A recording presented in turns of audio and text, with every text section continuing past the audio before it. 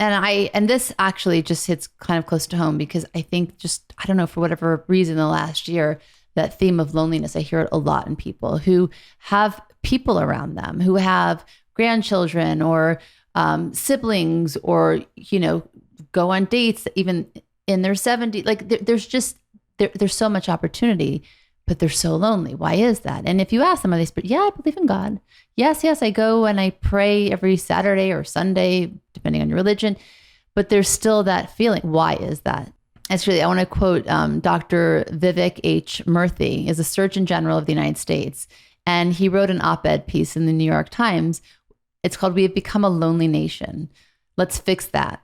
And states are at their loneliness now because of the past couple of years. But he goes on to say that his first stint as a Surgeon General ended in 2017.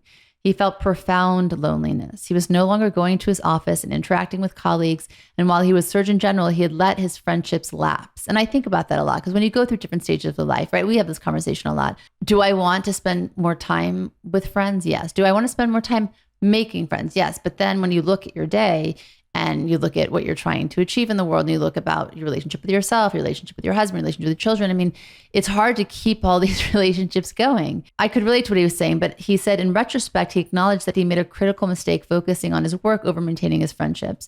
I was thinking about this because early on, right, as children, we were riding bikes with our friends, having sleepovers, spending so much time together, finding new things to do. And then as we get older, it's less and less of a priority. But if you look back at those days, those were really, really meaningful and purposeful. We felt like we belonged to something. We were part of something. And I know that when I'm most tapped into those kinds of friendships, I feel really connected to the Creator. I feel really part of that being and that essence.